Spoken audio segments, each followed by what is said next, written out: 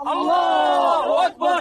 الموت أمريكا، الموت إسرائيل، اللعنة على اليهود، النصر الإسلام.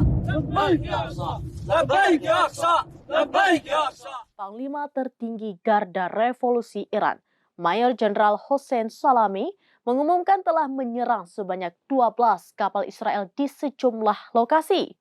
Majen Hossein mengungkap penargetan terhadap 12 kapal Israel itu sebagai balasan lantaran Zionis menyerang kapal tanker minyak milik Iran.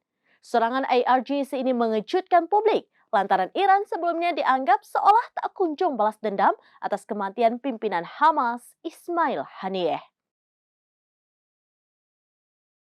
Panglima tertinggi Iran mengumumkan pernyataan yang mengejutkan publik. Ia menyebut Iran secara diam-diam sudah menargetkan hingga 12 kapal perang Israel. Meskipun sebelumnya Iran terkesan tak kunjung memulai aksi balas dendamnya usai Israel membunuh pimpinan Hamas Ismail Haniyeh di Teheran. Mengutip Tribunnews.com pada Minggu 8 September 2024, Panglima tertinggi IRGC Mayor Jenderal Hossein Salami mengkonfirmasi telah menargetkan kapal-kapal Israel di sejumlah perairan di dunia. Penargetan kapal-kapal Israel itu tak lepas dari keterlibatan Zionis yang telah menyerang kapal tanker minyak milik Iran di perairan internasional. Adapun pernyataan tersebut disampaikan Majen Hossein selama tur bersama Presiden terpilih Iran, Masoud Pezeshkian di markas militer Khatam Al-Anbiya.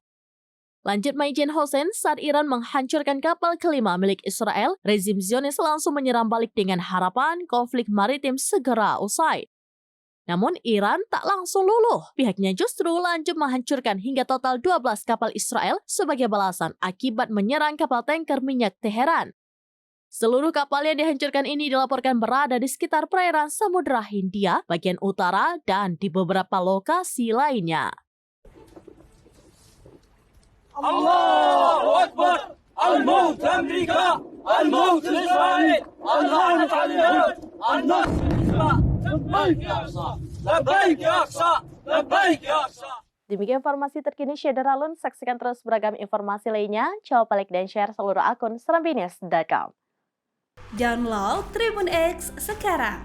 Menghadirkan lokal menjadi Indonesia.